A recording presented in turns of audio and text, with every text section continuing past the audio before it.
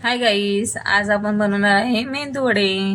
ते बघा, पहिले सर्वप्रथम मी डाळ भिजत केलेली 2 ते 3 तास. त्यानंतर मिक्सरमध्ये ग्राइंड केलेली आहे बारीक उडदाची डाळ. आणि जास्त बारीक पण नाही करायची आणि जास्त जाड पण नाही. त्यानंतर आपण कटोर घेतले, त्याच्यामध्ये ती डाळ पिसलेली ती टाकलेली आहे. त्याच्यामध्ये तांदळाचं पीठ टाकलेलं आहे 3 ते 4 चम्मच.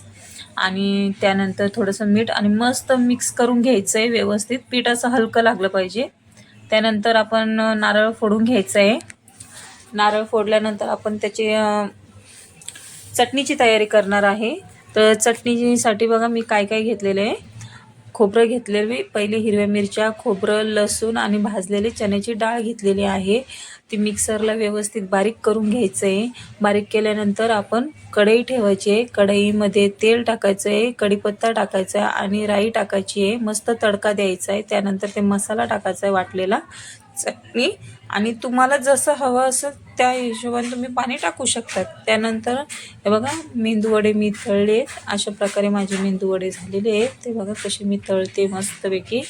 आणि ते तळताना काय करायचं माहिती आहे का, मी वाटी घेतलेली, त्याला थोडंसं तेल लावलेलं आणि जे बॅटर आपण तयार केलेलं होतं ना, ते तेल लावून ते बॅटर त्याच्यावर ठेवायचं आणि छोटासा असा होल करायचा आणि सोडायचं. आणि अशा प्रकारे हे बघा माझे मेंदूवडे तयार झालेले. चटणी